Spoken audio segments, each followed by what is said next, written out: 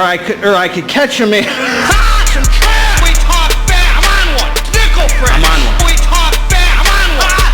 Garage gym homie. Man, I'm on one. Nickel fresh. I'm on one. We talk fast. I'm on one. What up, what up? It's Garage Gym Homie, baby. And today, we are talking about how to be happy and confident. Is it worth it? Before we get into this here, please click the subscribe button. I got content, happy content, coming out all the dang time for you, man. So click subscribe and let's get into this, man. God bless all of you. I hope you're feeling amazing, living from the heart and staying out of your head. And this is an interesting topic because I've gotten this question a few times, and sometimes I open up my Instagram. If you don't follow me on Instagram, follow me on Instagram. And sometimes I do some Q&As and stuff, and I've had people ask, how do you be happy? Or how do you be confident? How do you work on those things? I've had the question probably 4 or 5 times now over the last few years. And I think it's a really, really great topic. And I hope that some of the things that I say, you find value in, and that you can either relate to, or maybe they help you see things from a different perspective. You know, I spent my whole life before getting sober. I don't know that I would say I was always confident with maybe like women or something like that, but I never truly felt comfortable in my own skin.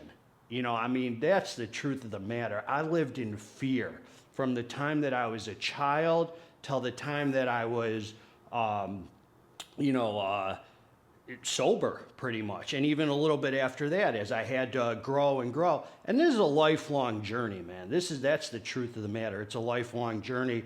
But lack of confidence really is fear, right? I mean, we're in fear if we're not confident. We're scared. And GGH knows something about being scared. You know, as men, we don't like to admit we're scared.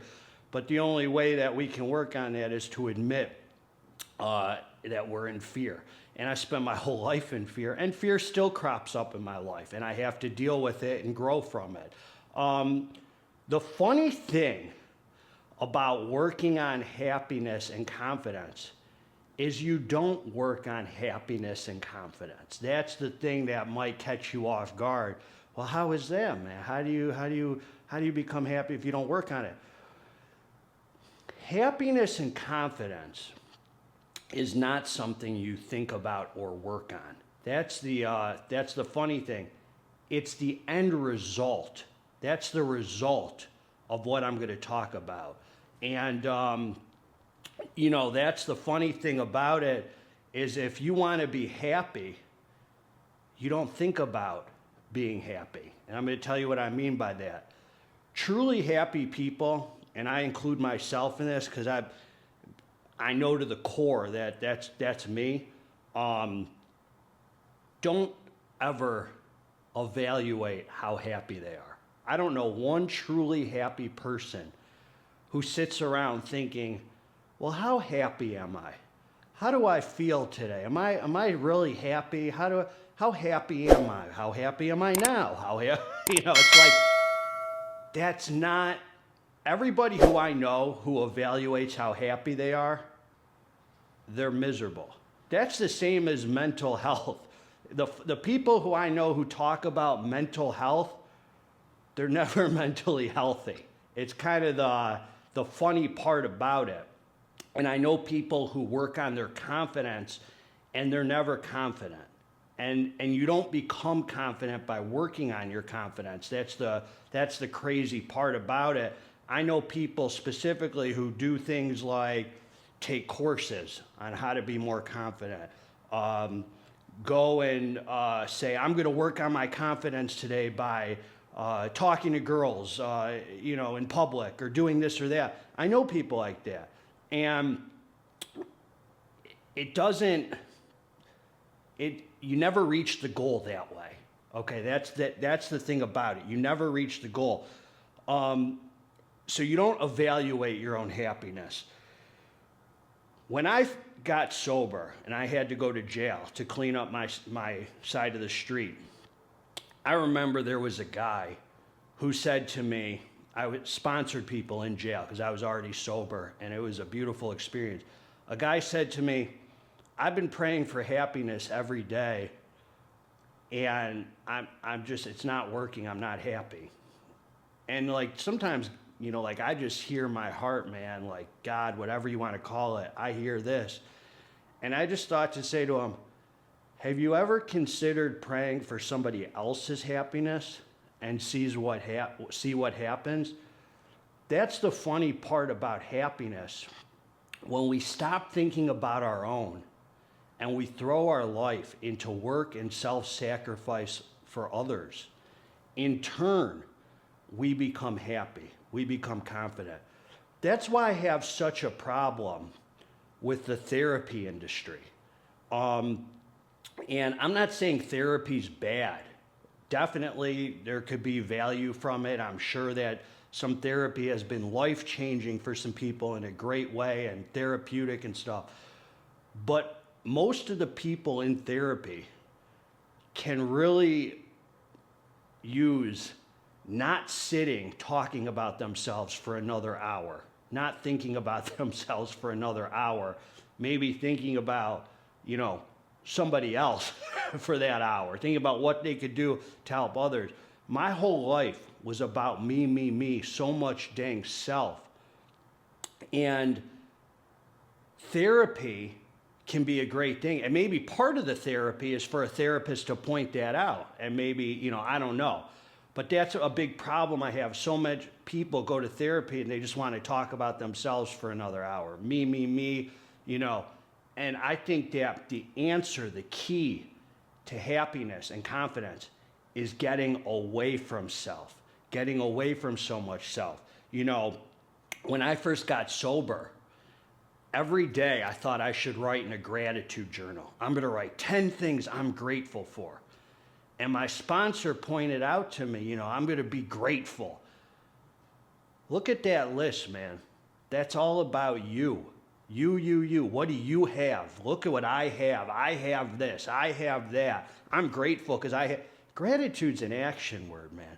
It's not a list of all the stuff I have. Me. So it's funny how our heads trick us into thinking we're working on gratitude, we're working on happiness, we're working on confidence, all of that, when in turn we're just thinking about ourselves more. And we never reach that goal of happiness, confidence, gratitude by thinking about self more. That's the amazing thing. And it's the same problem I have with psych meds. I don't want to come on and have strong opinions about pharmaceuticals in the sense that I think they're no good or all bad or this or that. I think they should be a last resort. And the problem with our doctors is that you can go in a doctor, even a family doctor who's not a specialist, and say you're in a funk or you're depressed or you're not happy, and you'll walk out on psych meds and there's no urgency to fix the problem anymore because you start feeling different or better or whatever, and you no longer, it's just like a Band-Aid. You don't have that urgency to work on this stuff anymore. So the answer is God. The answer is spirituality. If you want to know how to be happy and confident, and you want to know how to be grateful, those are not things you work on. What you work on is spirituality, getting closer to God, prayer, meditation, throwing your life into helping other people, fulfilling your purpose. Part of my purpose is fitness and exercise, being in shape. I'm like, I have to be, God gave me this body, I got to take care of it. I want to, live a life where I practice restriction, where I, am being conscious of the things I consume so I can be of better use to God and the people around me. That's my purpose. I want to help addicts and alcoholics. Bill Wilson, who created Alcoholics Anonymous, ran around the city helping addicts and alcoholics, and pretty much none of them stayed sober, man. Like, and he said to his wife one day, he said, "This isn't working." He said, I'm running around the city, I'm trying to help all these addicts, all these alcoholics stay sober, and none of them are staying sober." And she pointed out to him, she goes, "But you're staying sober." And that's like how Alcoholics Anonymous was founded. When we help other people, in turn, that's the result. We stay sober. We are happy. We are grateful. We're getting away from self. But I can only do that if my own house is in order. We have to build a life with so much passion and things that we love to do. And if you don't know what your purpose is, you don't know what your passion is, you need to sit and listen. That's part of the spirituality I'm talking about, of prayer and meditation. We as humans, strong men, let's say most of my viewers are men, so let's just say strong men, we thrive on purpose. We need purpose to have a fulfilling life. I wake up, I pray to God, ask him to direct my thinking, get away from self, get away from fear, all that stuff. And I throw myself into working out, helping addicts and alcoholics, all the things in my life that I've filled my life with. And in turn, I'm confident. I mean, I'm only saying it now because I'm on the video, but normally I'm not ever thinking, how confident am I, Ari? How happy am I today? Because my life is too full of beautiful things where I'm just in turn happy. That's the end result. So the answer to the video is, if you want to know how to be happy and confident, you don't work on happiness and confidence. You work on all the other things I'm talking about. Number one, spirituality. Whether it's a religion that you're involved in, whatever spiritual practice it is that gets you closer and closer to God, which to me means closer and closer to my heart and further from self. Not thinking about myself so much, thinking about what I can do for others, how I can be a light to the world, how I can fulfill my purpose. And you'll see how most of our problems disappear. You know, when I'm thinking about self all the time, I have the most problems. I am full of issues and fear and anger and selfishness and dishonesty, which is all backed by fear anyway. And my head is crazy. When I'm throwing myself into sitting there and helping addicts and alcoholics, that's my purpose. I don't know what yours is. And I'm thinking about all the beautiful, making these YouTube videos so I can hopefully bring value to your life.